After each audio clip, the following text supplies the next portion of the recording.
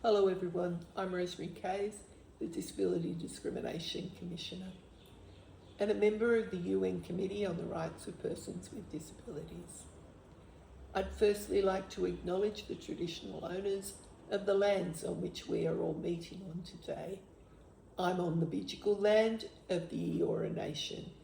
I pay my respects to elders past, present and emerging, and to all First Nations people who are online today. It is not an understatement to say the government response to the Disability Royal Commission has been underwhelming at best and a moral failure at worst. My initial reaction was that the response is business as usual, and there has been nothing since then to suggest otherwise. I may not agree entirely with all the recommendations, and I do think another number of recommendations could have been much stronger. However, the Disability Royal Commission exposed to government and the community the considerable evidence of inequality and discrimination experienced by people with disability and the violence, abuse, neglect and exploitation that is part of our daily lives and built into systems and society. The broad breadth of areas included education, employment, housing, the justice system, disability services, oversight and complaint mechanisms, supported decision-making, exercising legal capacity, and national disability policies and strategies. We were all hoping for a comprehensive response from government, but after 2 years, we are left with a very limited reform agenda that is unlikely to be able to address inequality and discrimination. The only significant big-ticket item of reform with any momentum is the current review of the Disability Discrimination Act, the DDA.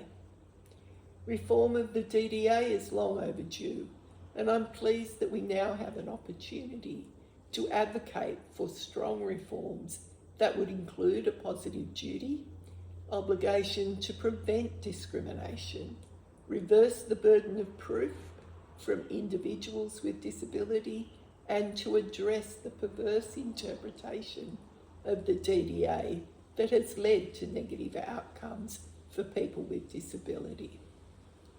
While DDA reform is critical, it should only be one piece of a suite of legislative reform to address violence, abuse, neglect and exploitation. Anti-discrimination legislation can only go so far. A National Human Rights Act based on the Australian Human Rights Commission's Free and Equal project would be a much stronger response, given it would explicitly include a right to be free from violence, abuse, neglect and exploitation.